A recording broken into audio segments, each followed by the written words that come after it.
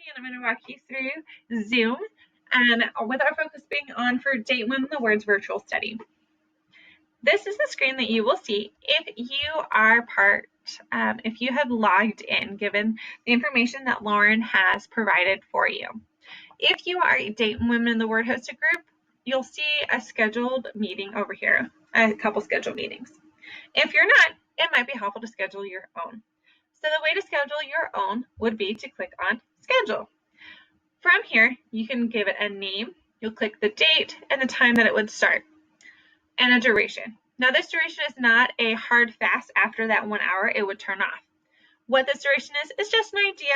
When you send out an invite, the participants might know about how long it will be. They can always, or you can always start the meeting before that time, a couple minutes before, or you can always go past that time. It just gives a general time frame. You can also set it as a recurring option, and it says, remember to check each recurrence in your invitation. So that's something a little different. You can play with that if you want to schedule yours as a recurring meeting. For today, we're not going to worry about that because for most of us, we're not going to mess with that.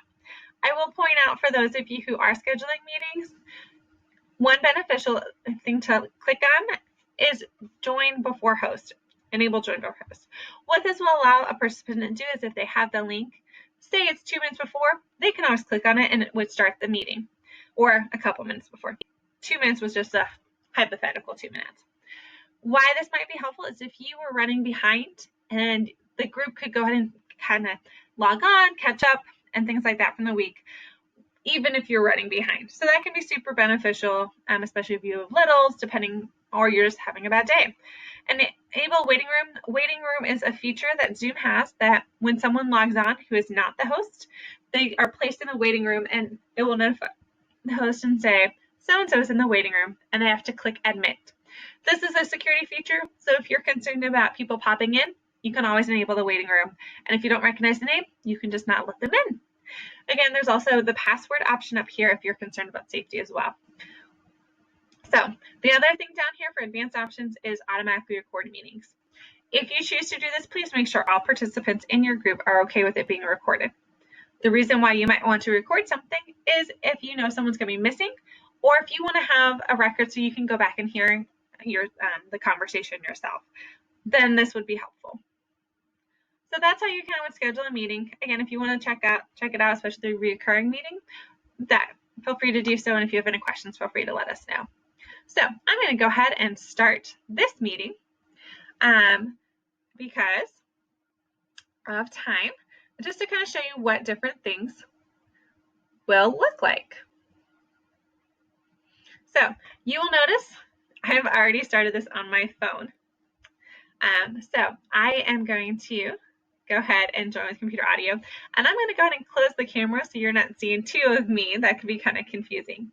The other thing I'm going to do is I'm going to click on participants, and I'm going to rename myself right here, so therefore you know that it's my computer instead of my phone, because that will help with some confusion. I'm also going to go ahead and make myself the host on my computer and not on my phone by just going here on participants and clicking reclaim host. So I'm also going to rename this one my phone to help with any confusion. So that's just so therefore, for this video, you're not as confused. So for those of you who don't know me, now that you see my face, my name is Tiffany Decker and I am the admin director. Lauren asked me to do this little video, and I've done a little bit with our church as well as with a group of ladies from my house church with Zoom. So I just want to share some tips with you that I've learned along our way. So as you saw, I clicked on down here on my computer participants, and this is what popped up. I am now the host, as it says right here. As the host, you can take and mute people, ask people to unmute and things like that. You can also make them the host. The reason why you might want to make someone the host is if you are going to be leaving early, you can kind of pass the host baton off to them. So therefore, it doesn't end the call for everyone else when you leave. So from here, I will come back to this in a second because there's one feature in here I want to show you. But one part I will point out before we go is how you'll notice how my mic for my computer keeps going up and down. Obviously, it's because I'm talking. So if you notice a lot of background noise while you're talking and you're like, I don't think that's coming from mine, you might want to look here. And especially if there are a lot of people whose mics are unmuted, you can figure out who might be having all that background noise. And you can ask them to mute themselves as well, just to kind of allow everyone to hear the conversation fully. And always invite them like, hey, would you mind, since you're not talking, to mute your, like, I think there's some background noise. And most women totally understand that, and they won't be upset at all. The other thing I want to point out is down here in the corner, there is this invite button.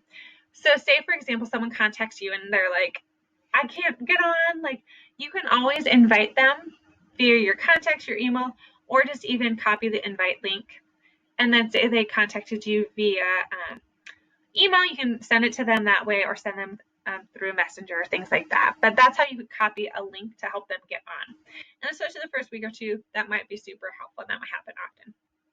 So that's participants. I'll come back to that in a minute. So down here, there's the chat feature. The chat feature is just like your messenger, your like type messenger. And what that can be helpful for is if there's a link, they could you can send it out through there. So especially for like the first week, if you wanted to send them the link to where the conversation might happen for Date Women the Word videos, or where to find resources, that can be a super helpful place. Another way that could be helpful is if you ask like a general question, like, hey, 1 to 5, how hard was the homework this week? They could answer there. So there's some general questions that you could ask in the Zoom, in the chat.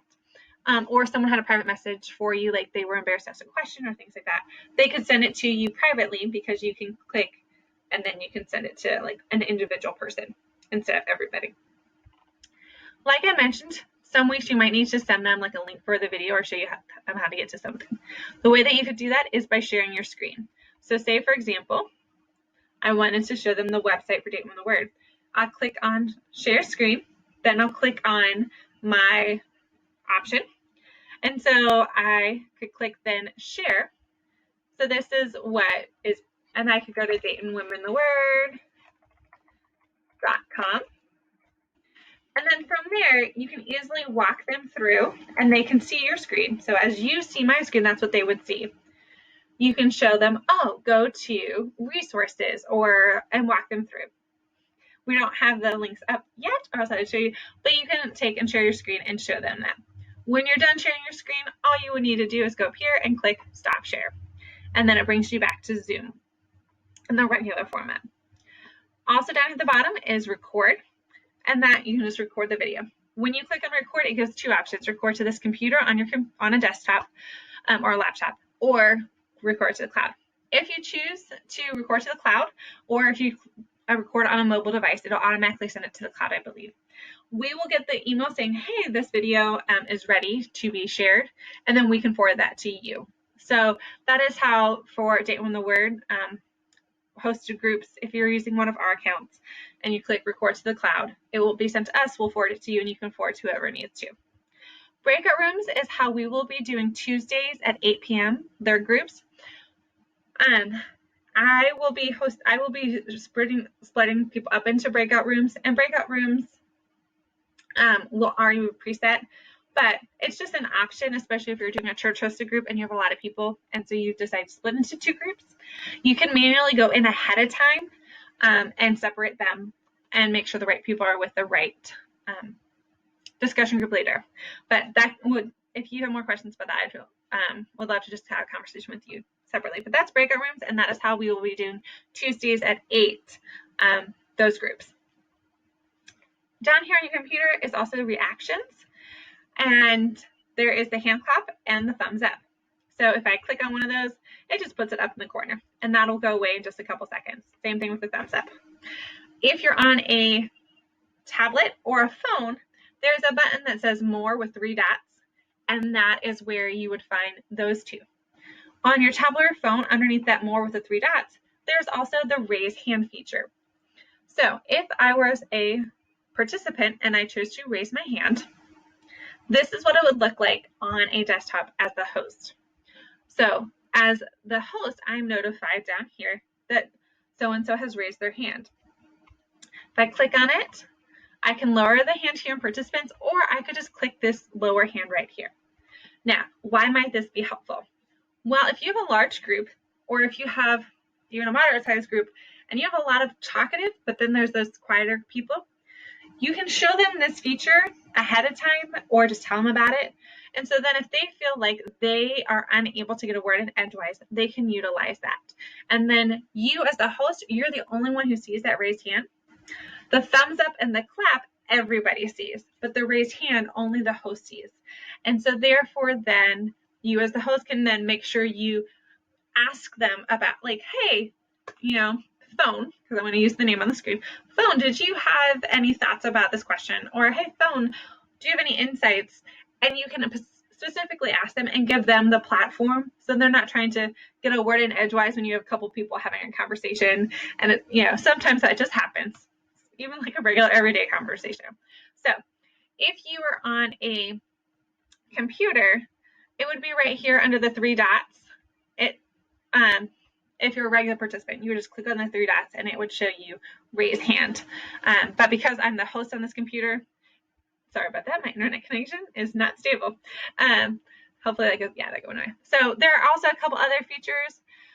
Most of them will not necessarily matter that much. If you would like, you can always do lock meeting, which then once everyone gets in, you can lock the meeting, and that means no one can pop in. So that is a feature if you're concerned about people popping in. There's always the waiting room that you can enable after you start the call too. So say you are the host and you get in there first, you can always just go down here, click on the three dots and click enable waiting room. Those are two security features that those three dots show you as the host. I love that it says, like, allow participants to rename themselves, because people can come up with funny names if you let them. And as a previous middle school teacher, I can only imagine some of the names that might pop up. So that is participants. That is the raise hand. If you want to utilize raise hand, I would make sure you remind people about it and show them via sharing screen or just talking them through it, or have everyone practice. So therefore, those who are quieter are not like, well, I think there was this way, but I don't remember. So just walk them through it, and then maybe each week remind them about it until they get the hang of it. Or if your group doesn't have those quieter people, or if everyone's just willing to share, then you can just ignore it. But that can be very helpful, especially in groups of women that don't know each other. So those who are more reserved or who are more withdrawn, they might be more prone to hang back. So that could be a helpful feature for them. So that is the participants. That's the reactions. And we've also gone through sharing screen and recording. So if you have any other questions, feel free to contact us, datewomentheword at gmail.com, and we would love to help facilitate conversations. When you're done with the call, you can just click end. And as the host, you'll have the option to either leave the meeting or end the meeting for all. If you click leave meeting, then you can assign a new host, and then you can leave. So that is what we have. The other thing I do want to point out real quick, I just remembered, is there are different views that you can do. So this is the speaker view. Because there's only myself and my phone, what the speaker view would do is whoever's talking, it will just show them.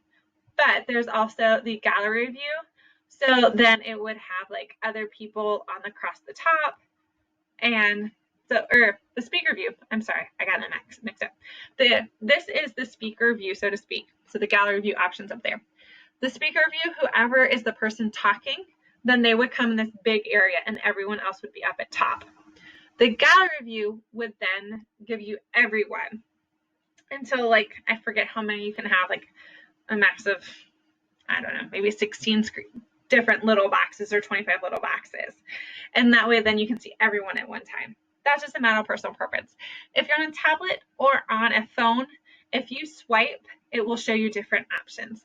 So I will show you that real quick. It might seem very unprofessional, but this is the easiest way to do it. So this is me showing you myself. So this right now is the one view. If I swipe, now there's the two. So this would be like the speaker view. This would be the gallery view. If they're on a phone and there's more than 4 people, then there would be another one. I could swipe again to see the next group of people. So that's just a little bit of a heads up of what it looks like on a phone for the different views. Because you might have someone who gets very confused, like, well, I can't see everybody. And so you can encourage them, hey, if you're on, what type of device are you on? Oh, we'll just swipe right or left Or you can, if they're on a desktop, you can say, hey, up in that corner, click on this button, and that'll then allow them to see it. Personally, as a host, I like the gallery view because I like to see people's reactions, especially like you can see then is someone talking, but they're muted and they don't realize that no one can hear them. Then you can be like, oh, hey, I see so-and-so, you're trying to talk. So I personally, as a host, like the gallery view on a computer if you have that option, because then you can see lots of faces and things like that. So that is Zoom. And I hope this video was helpful. If you have any other questions, again, feel free to send them our way. DaytonWomenTheWord@gmail.com. And we can't wait to start this study with you.